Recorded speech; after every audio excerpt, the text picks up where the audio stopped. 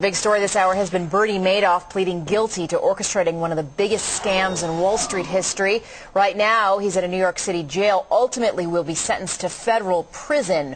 What will be awaiting him there? Larry Levine is with us. He spent 10 years in prison for securities fraud and now advises convicts headed for the big house. Larry, good to see you. You say anger awaits him from the inmates. Everybody's going to hate Bernie. Let's start at the top, the correctional officers. They got their money invested in pension funds. Their families have their money invested in the stock market.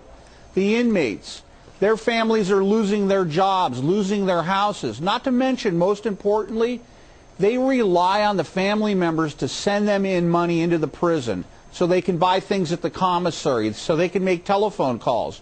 Well, that money trail is about to dry up if it hasn't. So you're talking about not just inmates who've been touched by somebody who would have had a relation to Madoff, but you're just saying they're just going to generally be mad because there isn't a lot of money going around these days. There's not a lot of money, and that money is real important when you're inside. You need money to survive. You can't really survive on what the prison gives you.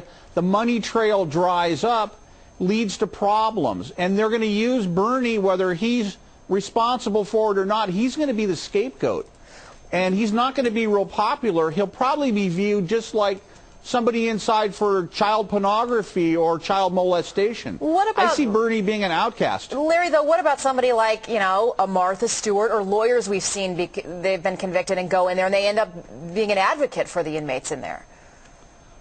Yeah, but they didn't steal $50 billion plus and possibly directly affect the fact their families lost their jobs, lost their retirement, lost their homes. It's entirely different. Let's talk about, Larry, where he may go, what type of security level. There are thoughts that he may go to Otisville, New York, which is a correctional facility north of New York City, and also maybe to a low-security facility at Fort Dix.